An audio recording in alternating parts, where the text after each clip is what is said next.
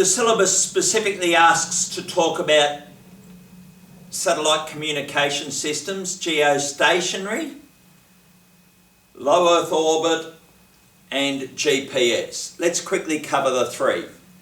Geostationary satellites are satellites that stay in a fixed point above the Earth. There is only one spot in the Earth you can do this, and that's being above the equator.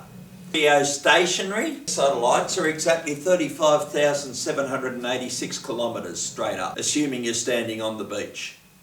If you're in central west New South Wales, where your elevation is about a kilometre up, then they're obviously 35,785 kilometres above your head.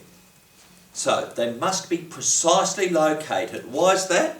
If you think about centrifugal force, the Earth is spinning. The satellite needs to spin at a certain speed to keep itself above that position on the Earth's surface.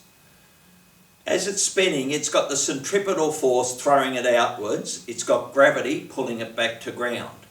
The point where it can stay above a location on the Earth's surface, where the centripetal force that's throwing it out is balanced by gravity, is when it's spinning at a radius that is 35,786 kilometres above the Earth's surface. So there are literally hundreds of satellites above the equator getting to a point where they cannot fit any more in at that position. Every radio dish is pointing at a spot in the sky above the equator. So they are geosynchronous satellites. They're used to transmit at about 12 to 14 gigahertz. Remember your 5 gig and the fact you must have line of sight? Obviously you've got great line of sight to a satellite when there's no cloud.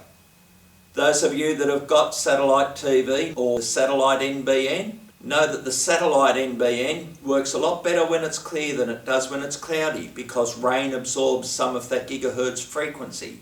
If it's pouring rain, then it's highly unlikely your satellite communication is going to work well. But that is geostationary satellites. They must be a fixed distance above the Earth so they can rotate and follow and not fly outwards, not get sucked in by gravity.